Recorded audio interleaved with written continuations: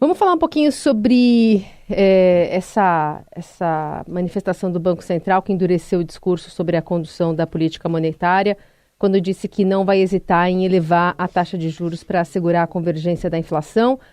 A meta de se julgar apropriado, uma mensagem que estava lá na ata, que saiu ontem, e, portanto, a gente tem essa mudança de tom, né, levando parte dos agentes de mercado a reconhecer que o comitê deixou uma porta aberta para uma possível elevação do juro. E, ao mesmo tempo, tem o Congresso retomando os trabalhos e tendo diversas pautas que podem influenciar na economia brasileira. O que você pode dizer do recado que foi mandado e se quem aceitou passou o recibo?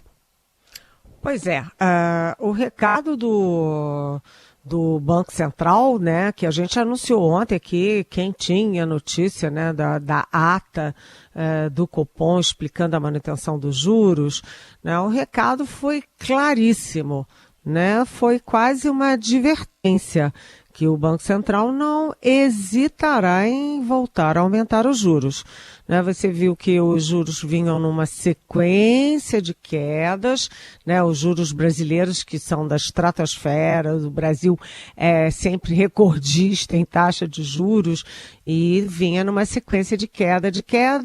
O Banco Central estacionou essa tendência, pela segunda vez consecutiva manteve a taxa, que está em 10,5%, e agora não apenas estaciona, como alerta, olha, se as coisas não melhorarem, vamos aumentar os juros. E essa é uma possibilidade concreta a partir da ata do Copom. Aliás, isso foi a manchete de exatamente todos os jornais, inclusive do Correio Brasiliense aqui de Brasília, que sempre opta por manchetes locais.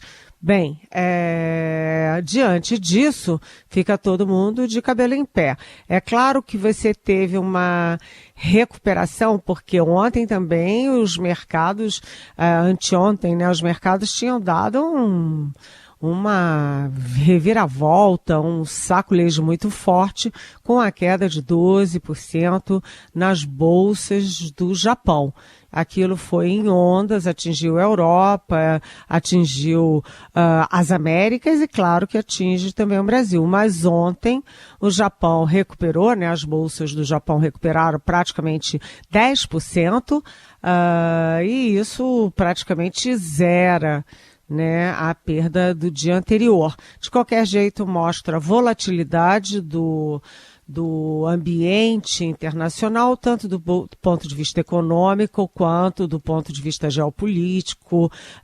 Enfim, está tudo muito instável. Além disso, você tem as questões internas.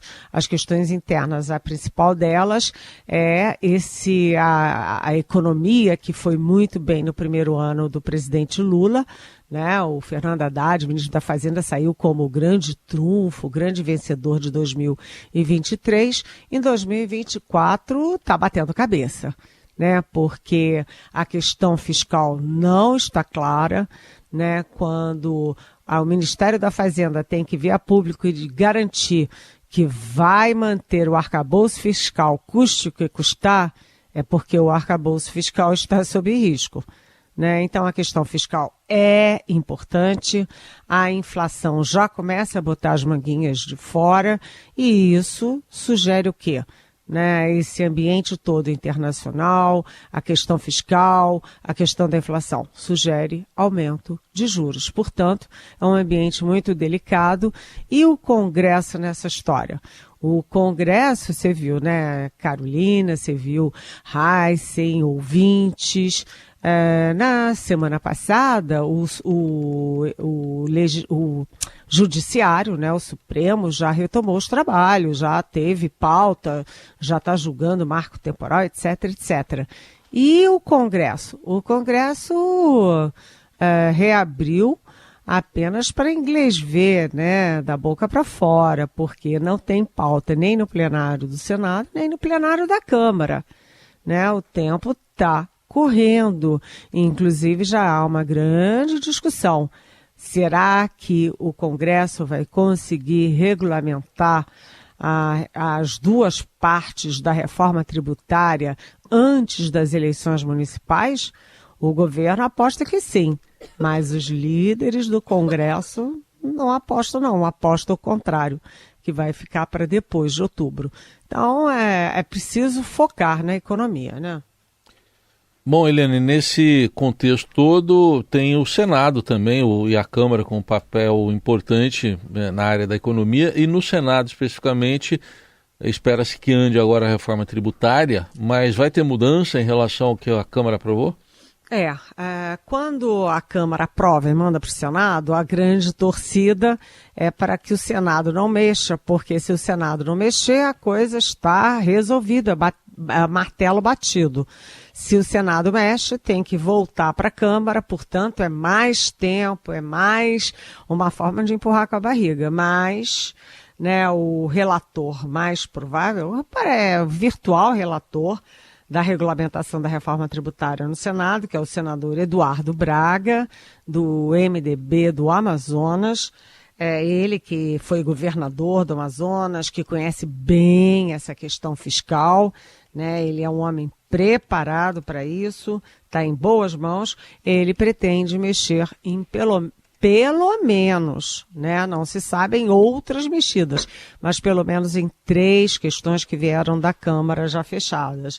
Uma delas é a questão de tributar de forma igual, né, os carros movidos a combustão, os carros elétricos e os carros híbridos.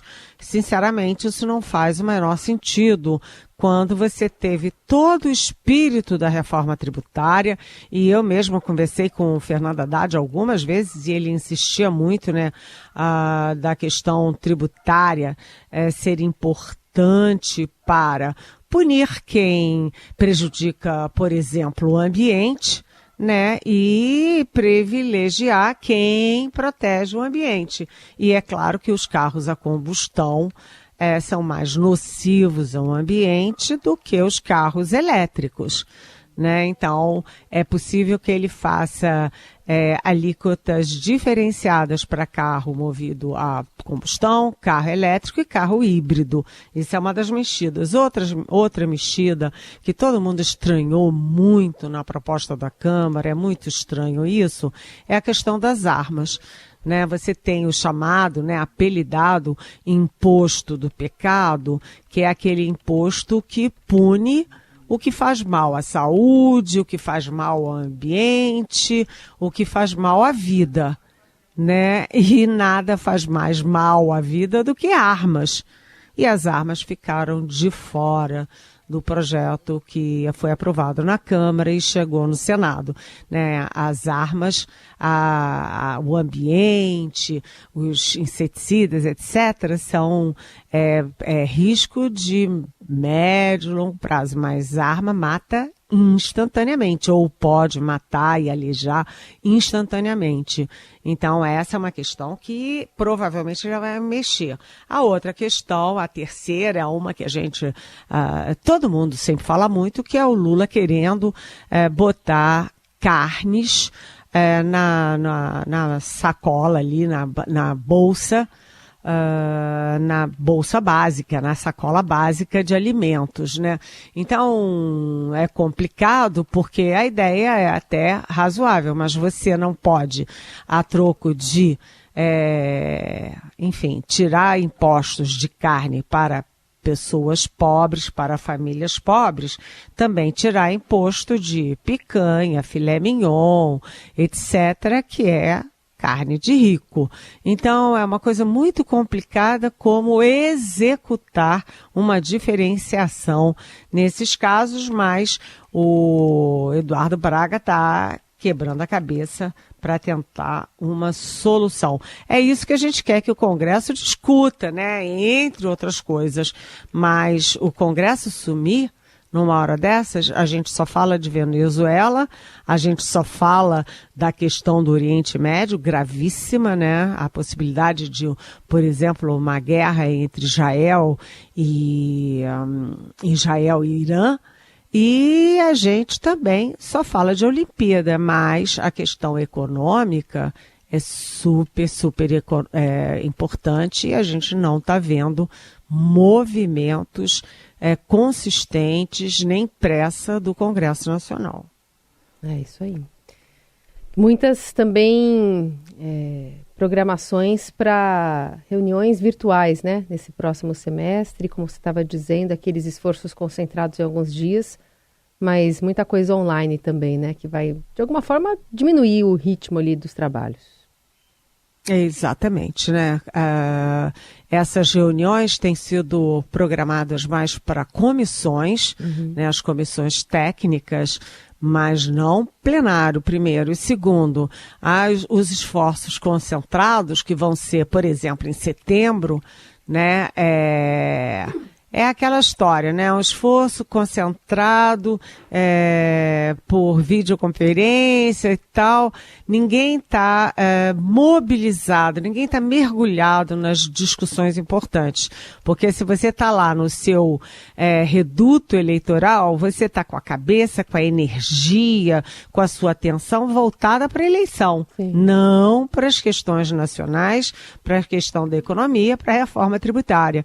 Então, nesse caso, o presencial é importante. É o olho no olho, é a discussão, é o debate, é um que pensa de um jeito, o outro que outro. Não dá para resolver reforma tributária por videoconferência, né? Muito bem, Eliane Cantanhede vai seguir conosco. A gente está de olho no Congresso e nas movimentações também do presidente Rodrigo Pacheco, que deve fazer uma nova rodada de negociações para tratar de dívida dos estados com a União e da desoneração de folha de pagamentos, agora falando diretamente com os governadores do Nordeste, né, Eliane? Pois é.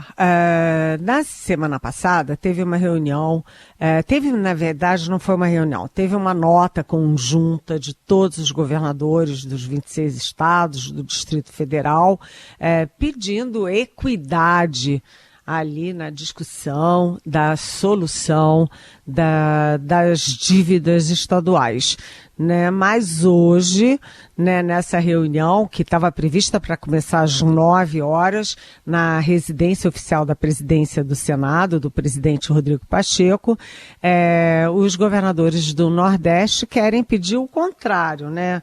Que o Senado, a Câmara, reconheçam, né, que eles não podem ignorar as desigualdades entre os entes federativos, ou seja, eles querem que haja um olhar diferenciado para o Nordeste, que é uma região mais pobre do que a Sul e o Sul e Sudeste, por exemplo, né? Então, tem muitas questões em jogo ali nessa discussão, tem a própria reforma tributária, tem a questão da dívida, enfim.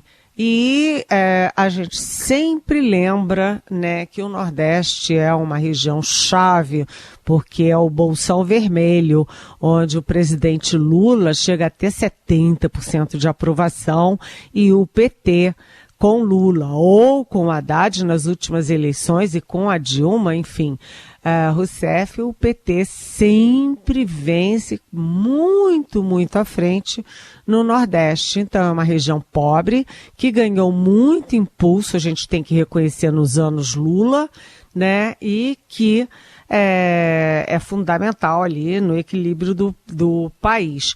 Então, vamos ver o que o Pacheco diz. O Pacheco sempre reclama do governo, porque o Pacheco lidera ali o movimento da desoneração da folha de pagamento das empresas e da desoneração também dos municípios. Mas para o Haddad, que tem que pensar do outro lado, porque ele é que tem que garantir que as contas fechem, né? Ele nunca foi a favor, né, e teve uma relação difícil, tem até agora, em relação à desoneração. Então, tem muita coisa em jogo, vamos ver o que sai dessa reunião do Rodrigo Pacheco com os governadores do Nordeste. Aliás, quando eles vêm a Brasília, em geral, aproveitam também para ter contatos, né, em outros ministérios, na educação, na saúde, nos transportes, etc. Pode sair notícia disso aí. Muito bem. Ó, tô tocando o telefone, Helene. Será que vai ter um... Olá, Lula, aqui é Maduro. Vai rolar hoje isso aí ou não? Pois é, e é um telefone às antigas, hein? Por isso que a gente pôs esse, foi de propósito, viu? Você sabe que parece o telefone da casa da minha vovó? Olha, vovó e vovô, era o telefoninho, aquele pretinho que tinha 2 cabinhos assim, sabe? De disco, né, Eliane? Que você discava assim, tchá, tchá. Eu achei bonitinho. Mas, enfim, o que não está muito bonitinho é o que está acontecendo na Venezuela e é ali a relação entre a Venezuela, o Brasil, está tudo muito confuso, mas há uma expectativa. Gente, eu não estou dizendo que vai sair. Há uma expectativa de que finalmente o Lula, presidente Lula, tope atender um telefonema do Nicolás Maduro da Venezuela. Mas não só entre os dois. A ideia é fazer uma videoconferência do presidente Lula com o presidente da Venezuela, o Nicolás Maduro, e os presidentes do México, que é o López Obrador, e da Colômbia, que é o Gustavo Petro. Esses 3 países, as maiores populações, os principais da América Latina, eles estão trabalhando juntos, têm notas juntos, inclusive, para tentar uma solução pacífica para a grave crise na Venezuela, que continua prendendo os opositores do Maduro, né? Agora, a líder da campanha oposicionista acabou de se filmar sendo presa em Caracas. E hoje também, lá em Caracas, você tem aí o prazo que a Justiça Eleitoral, o CNE, que é o Conselho Nacional Eleitoral, deu para que o candidato da oposição, o Edmundo Gonzalez, dê explicações à Justiça Eleitoral sobre por que ele diz que venceu e mostrar dados e atas, etc. Eu acho curioso, porque o Maduro anunciou desde o início que ele venceu sem apresentar dado nenhum. Agora, o Gonzalez diz que venceu e a Justiça Eleitoral obriga o Gonzalez a comprovar, mostrar dados. Sabe por quê?